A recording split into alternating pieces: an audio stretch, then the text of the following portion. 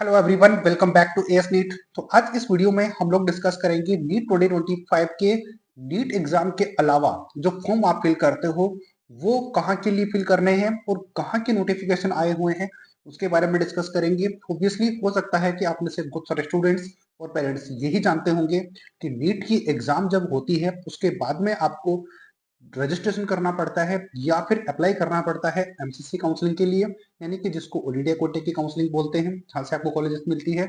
या फिर आप अपने स्टेट में या फिर बाकी स्टेट में आप रजिस्ट्रेशन कर सकते हो जहां पर आपको एडमिशन मिल पाएगा एमबीबीएस कॉलेज में। लेकिन आप में से बहुत सारे स्टूडेंट्स हो सकता है कि फर्स्ट टाइम ये नीट का एग्जाम दे रहे हो या फिर बहुत ज्यादा नहीं जानते हैं इसके बारे में कि आपको नीट एग्जाम के फॉर्म से पहले ही बहुत सारी प्रिपरेशन करके रखनी पड़ती है। तो उसके लिए ये वीडियो आपके लिए बहुत ज़्यादा इंपॉर्टेंट हो सकता है कि एमबीबीएस में एडमिशन लेना चाहते हो अपनी 2025 में। तो ऐसे और भी एडमिशन हैं या फिर और भी रजिस्ट्रेशन हैं जो कि आपको पहले से करके रखने पड़ते हैं। अगर तो आप पहले से नहीं करके रखते हो तो फिर आप एलिजिबल नहीं रहते हो उन सीट्स के लिए जो कि बाद में स्टूडेंट्स ले रहे होते हैं, क्योंकि वो एक्स्ट्रा होते हैं। एक्स्ट्रा इन द सेंस कि उन्होंने पहले से रजिस्ट्रेशन करके रखे हुए होते हैं लेकिन आपने नहीं किए हुए होते, तो आप चाहकर भी उन कॉलेजेस में एडमिशन नहीं ले पाते हो, क्योंकि वहां के लिए आप तभी एलिजिबल रह पाओगे जब आपने पहले से वहां पर रजिस्ट्रेशन किया हुआ रहेगा।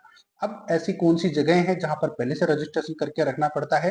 हालांकि पहले मैं अपडेट दे चुका हूं, लेकिन एक और जो नई कॉलेजेस हैं उनके लिए आपको रजिस्ट्रेशन करके रखना पड़ता है। बात कर रहा हूं मैं आईपीयू के लिए कि आईपीयू के रजिस्ट्रेशन भी स्टार्ट हो गए हैं। इसके अलावा कुछ और जगह भी हैं जहां पर आपको मैं बताऊंगा कि अगर आपको अपडेट नहीं है अभी तक तो इस वीडियो से आपको मिल जाएगी। सब्सक्राइब कर देना चैनल को नए हो तो, क्योंकि ये एएस नीट यूट्यूब चैनल आपको नीट यूजी प्लस पीजी सबकी काउंसलिंग एक अच्छी तरीके से करवाता है। आप हमसे कांटेक्ट करके जुड़ भी सकते हो, हमारी टीम आपकी हेल्प करेगी ताकि अभी से आपको गाइड किया जाए, ताकि आपको एक एमबीबीएस सीट हम दिलवा पाए नीट 2025 के अंदर और कोई भी प्रॉब्लम आपको ना हो। एक साल और आपको एफर्ट्स नहीं लगाने पड़ेंगे अगर आप सही स्ट्रेटजी से अभी से स्टार्ट कर देते हो अपने रजिस्ट्रेशन प्लस बाकी फॉर्मेलिटीज। तो चलो ज्यादा टाइम वेस्ट ना करते हुए स्टार्ट कर लेते हैं हम लोग कि अब कहाँ के लिए रजिस्ट्रेशन ओपन हो गए हैं।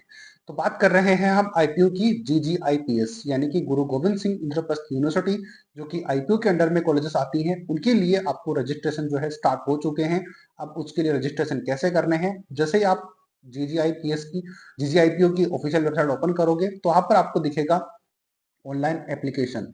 तो यहाँ पर अप्लाई ऑनलाइन करना पड़ेगा, तो यहाँ पर आप क्लिक करोगे तो आप जैसे आगे जाओगे तो कुछ इस तरीके का पोर्टल आपको ओपन होगा, यानी कि पोर्टल ओपन होगा तो वहां पर आपका एडमिशन ब्राउचर जो है वो ओपन करना है। आपको ओपन करने की जरूरत नहीं है एडमिशन ब्राउचर, क्योंकि इस वीडियो को देखने के बाद में आपको ज्यादा नॉलेज की जरूरत नहीं पड़ेगी। तो यहाँ पर आपको कुछ पॉइंट्स दिख रहे हैं, undergraduate, postgraduate, PhD programmes and dual degree MSc के बारे में आपको दिख रही है, लेकिन हमें उससे मतलब नहीं है। हम क्योंकि एमबीबीएस के लिए देख रहे हैं तो अंडर ग्रेजुएट कोर्स के ऊपर आप क्लिक करोगे।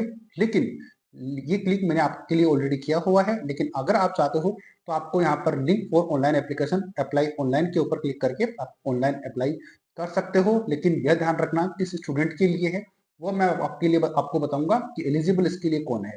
तो अंडर ग्रेजुएट कोर्स पे आप क्लिक करोगे, उसके बाद इस तरीके का पेज आपके लिए ओपन होगा जहां पर कि ब्राउचर आपका 196 पेजेस का होगा। लेकिन 196 पेजेस के ऊपर आपको नहीं जाना, क्योंकि हम एमबीबीएस की बात कर रहे हैं, मेडिकल फील्ड की बात कर रहे हैं। तो यहाँ पर हम बात करेंगे सिर्फ नीट के रिगार्डिंग, बाकी जितने भी कोर्सेस होते हैं इसमें ऑब्वियसली अवेलेबल होते हैं, लेकिन हम ओनली नीट की बात करेंगे। तो नीट बेस्ट एडमिशन की बात करेंगे तो चैप्टर 7 है, पेज नंबर 97 से स्टार्ट हो जाएगा, आप इसको चेक कर सकते हो। तो एमबीबीएस प्रोग्राम के लिए कोड जब आप अप्लाई करोगे तो ये कोड जरूर ध्यान रखना, कोड है 103, ये है एमबीबीएस के लिए। तो ये भूलना नहीं है आपको, जब आप अप्लाई करोगे तो वहां से आपसे मांगा जाएगा, तो ये जरूर डालना है 103, अदरवाइज आप एमबीबीएस की काउंसलिंग के लिए एलिजिबल नहीं रह पाओगे। अब इसमें कौन कौन सी कॉलेजेस आती हैं जब आप आईपीयू में, यानी कि इंद्रप्रस्थ यूनिवर्सिटी, जो कि टोटल नाम इसका जीजी आईपीयू है, तो टोटल नाम इस तरीके से बट शॉर्ट में आईपीयू बोलते हैं। तो आपके अंडर में यानी कि आईपीयू के अंडर में कौन कौन से कॉलेजेस आते हैं? तो सबसे फर्स्ट कॉलेज है, यहाँ पर चेक करो, वर्धमान महावीर, जो कि वीएमएमसी के नाम से जानते हैं। एंड हॉस्पिटल इससे जुड़ा हुआ है, sub division hospital new Delhi के अंदर है। इसमें आपको इस तरीके की सीटें देखने को मिलती है, जिसमें कि 85% सीटें आपको स्टेट कोटे से भरी जाती हैं, प्लस जो 15% सीटें हैं वो ऑल इंडिया कोटे से भरी जाती हैं, ये आप जानते ही होंगे। दूसरा मेडिकल कॉलेज आता है Atal Bihari Vajpayee institute of medical sciences and doctor RML hospital new Delhi, तो ये हॉस्पिटल और ये मेडिकल कॉलेज जो है इसमें अटैच होते हैं, या फिर इन कॉलेजेस में आपको एडमिशन मिलता है, जो कि अपने भारत में टॉप मेडिकल कॉलेजेस में से इनका नंबर आता है, ये आप जानते ही होंगे। नेक्स्ट आता है north Delhi municipal corporation medical college and hospital, या फिर हिंदू राव हॉस्पिटल होता है। ये थर्ड मेडिकल कॉलेज है जो कि आईपीयू के अंडर में आता है। अब इसमें क्या स्पेसिफिकेशन है वो आप देख ही लेना, बाकी आप आराम से इसको पढ़ लेना, जो कि मैं आपको, जैसे इस चैनल को आप सब्सक्राइब करके रखते हो तो हम आपको गाइड कर ही देंगे कि किस चीज की क्या जरूरत होती है, तो कोई प्रॉब्लम आपको नहीं होती है। लेकिन इसमें आप कौन एलिजिबल है नहीं है उसका बहुत ज्यादा मैटर करता है, कि आपने 10th और 12th यही दिल्ली से किया हुआ होना चाहिए और आर्मी बैकग्राउंड से आप होने चाहिए, अदरवाइज आपको प्रॉब्लम यहाँ पर हो सकती है एडमिशन लेने के लिए।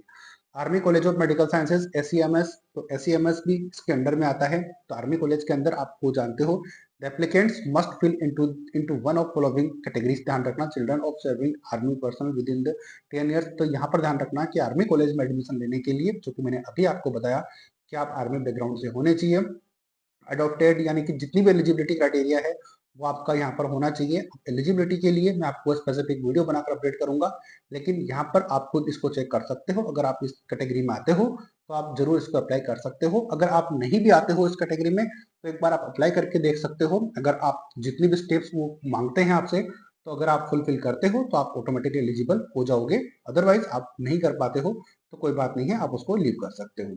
आती है बात समझ में। नंबर 5 मेडिकल कॉलेज आता है इसके अंडर में, जो कि है doctor Baba Saheb Ambedkar medical college and hospital. ये भी आईपीयू के अंडर में आता है, जो कि सारे टॉप कॉलेजेस हैं, जो कि मैं आपको अभी बता रहा हूँ। नेक्स्ट आता है बीडीएस के लिए। तो एमबीबीएस के अपन ने 5 कॉलेजेस की बात कर ली। बीडीएस की बात करेंगे तो यहाँ पर कोड डालना है आपको 104, जो कि आपने एमबीबीएस के लिए देखा था 103 था, बीडीएस के लिए 104 है, और सेम प्रोसेस वही होगा जो कि एमबीबीएस के लिए हुआ है, बस डिग्री आपकी चेंज है, ये आप जानते ही हो। नेक्स्ट आता है बीएमएस और बीएचएमएस, यानी कि आयुष कोर्सेज के लिए आपको कोड डालना है। बीएमएस के लिए 153 और बीएचएमएस के लिए 154, ये कोड डालना है। बाकी एलिजिबिलिटी आप यहाँ पर नीचे चेक कर ही सकते हो। नेक्स्ट आता है बीएससी नर्सिंग, भी आपको मैं दिखा देता हूँ, ये ब्राउचर को ओपन किया हुआ है। तो जैसे मैंने कहा था कि आप कंप्लीट वीडियो देखोगे आपको प्रॉब्लम नहीं आएगी।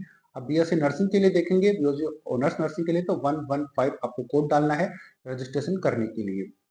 तो आई थिंक यहाँ तक आपको क्लियर हो गया होगा कि क्या मैं बताना चाह रहा हूँ और क्या आपको ध्यान रखना है। और पॉइंट्स के बारे में डिस्कस करेंगे, जैसे कि मैंने यहाँ पर आपको एमबीबीएस, बीडीएस, बीएससी नर्सिंग और बीएमएस, यानी कि एमबीबीएस के बारे में आपको बता दिया है, बीडीएस के बारे में आपको मैंने बता दिया है, और बीएससी नर्सिंग के बारे में बता दिया है, ये आपके सामने ही है, और बीएमएस और बीएचएमएस, इन सब के बारे में आपको मैंने बता दिया है कि बीयू यानी कि आईपीयू के अंडर में आपको कौन सा कोड डालना है और कहाँ पर आपको एडमिशन इजीली मिल पाएगा इन सबको मिलाकर।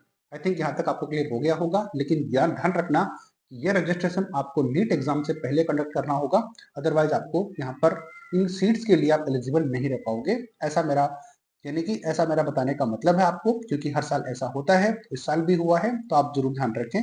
आप सिर्फ और सिर्फ ऑल इंडिया कोटे यानी कि नीट के एग्जाम कंप्लीट होने के बाद में रजिस्ट्रेशन का वेट नहीं कर सकते, अदरवाइज ये चीजें आपसे मिस हो सकती हैं। कॉलेजेस मैंने बता दी हैं आईपीयू के, चीजें आपको मैंने स्क्रीन के ऊपर दिखा दी हैं, जो समझ में नहीं आए उसको आप इजीली देख लेना, बाकी आपको अब सपोर्ट कर ही देंगे। तो ये पहली चीज हुई जहां पर आईपीयू के लिए आपको रजिस्ट्रेशन करना होता है। दूसरा आता है कर्नाटका स्टेट। तो कर्नाटका स्टेट को रजिस्ट्रेशन पहले से करके रखना पड़ता है, हालांकि ये एक बार फिर आपको ऑप्शन देंगे ये रजिस्ट्रेशन करने का, लेकिन बाद के चक्कर में ना रहते हुए आप पहले से करके रखोगे तो फिर आपको ज्यादा फायदा रहेगा। अब ये अंडर ग्रेजुएट नीट के लिए होता है, जैसे कि मैंने ऑलरेडी इसके लिए वीडियो बनाकर अपडेट कर चुका हूं मैं, तो आप अगर इस चैनल को सब्सक्राइब करके रखते हो तो कोई भी पॉइंट आपसे मिस नहीं होगा। अगर नीट 2025 में आप सीट लेना चाहते हो तो हर एक इन्फॉर्मेशन आपको यहाँ पर मिल जाएगी, चाहे वो कितनी भी इंपॉर्टेंट हो, और आपके लिए अगर जरूरी है तो मिल ही जाएगा। अब मैं बता देता हूँ कि इसकी आपका रजिस्ट्रेशन की डेट कब से स्टार्ट हुई थी, तो यह ध्यान रखना 23 ऑफ जैन को स्टार्ट हुई थी। 23 ऑफ जैन को हमने आपको अपडेट कर दिया था, जो रेगुलर सब्सक्राइबर हैं वो जानते हैं। लास्ट डेट इसकी कब है, 18 ऑफ फेब 2025 है, 11:59 लास्ट टाइमिंग है, और डेट आप 18 फर्स्ट तक इसको कर सकते हो। ऑनलाइन फीस आप 20 तक कर सकते हो, और डाउनलोड ऑफ एडमिशन टिकट ये डाउनलोड करना पड़ेगा आपको, ध्यान रखना, इसको डाउनलोड करके जरूर रखना। 25 ऑफ मार्च को ये आप डाउनलोड कर पाओगे, क्योंकि इसके बिना आप कुछ कर नहीं पाओगे। बाकी चीजें आप कॉन्टेक्ट करोगे या फिर चीजों को समझोगे, खुद रजिस्ट्रेशन करोगे, आपको समझ में आ जाएगा। बाकी काउंसलिंग में पार्टिसिपेट करने के लिए चाहे तो अब्रॉड में हो चाहे तो इंडिया में हो, उसके लिए कॉन्टैक्ट नंबर स्क्रीन के ऊपर डिस्क्रिप्शन बॉक्स में अवेलेबल है, हमें कॉन्टैक्ट कर सकते हो। लेकिन ये डिटेल मैंने आपको बताई, तो आप अगर 2025 में एमबीबीएस में एडमिशन लेना चाहते हो तो फिर आपको ये स्टेप्स करने पड़ेंगे बाकी लोगों से अलग होने के लिए। ऑब्वियसली 25 लाख से ज्यादा स्टूडेंट रजिस्ट्रेशन करेंगे, लेकिन उसमें आप कितना एक्स्ट्रा ऑर्डिनरी हो वो देखना बहुत ज्यादा जरूरी है, क्योंकि हो सकता है आप में से बहुत सारे स्टूडेंट हैं जो कि सोशल मीडिया को फॉलो नहीं कर रहे होंगे, लेकिन करने का तरीका होता है कि सोशल मीडिया पे आप देख क्या रहे हो। तो ये अपडेट थी जो कि मैंने आपको बताई। तो मैं अजय शर्मा एस नेट के थ्रू आपको सारी गाइड प्रोवाइड करवा रहा था। उम्मीद करता हूँ इस वीडियो ने भी आपको हेल्प करी होगी। बाकी ऐसी फर्दर इन्फॉर्मेशन के लिए चैनल को सब्सक्राइब कर सकते हो, लाइक करके रख सकते हो, ताकि आपको अपडेट मिल पाए। कुछ नए अपडेट्स आएंगे तो हम आपको गाइड कर ही देंगे, डेटा के साथ में बताते हैं। बाकी आने वाली वीडियोस में मैं हर स्टेट का, ऑल इंडिया कोटे का राउंड फर्स्ट से लेकर राउंड लास्ट तक क्या क्लोजिंग रैंक रही थी इस साल, क्या पॉसिबिलिटीज हो सकती है, वो सब आपके साथ स्टेट वाइज भी डिस्कस करूंगा, ऑल इंडिया कोटे के थ्रू भी आपको बताऊंगा। तो आपको यहाँ पर काफी ज्यादा नॉलेज मिलने वाला है, ताकि आपकी काउंसलिंग बेटर तरीके से हो पाए। तो यहाँ तक वीडियो अच्छा लगा हो, हेल्पफुल लगा हो, लाइक जरूर करके जाना, शेयर ज्यादा से ज्यादा करना। मिलेंगे नए अपडेट नई वीडियो के साथ, तब तक जय हिंद जय भारत।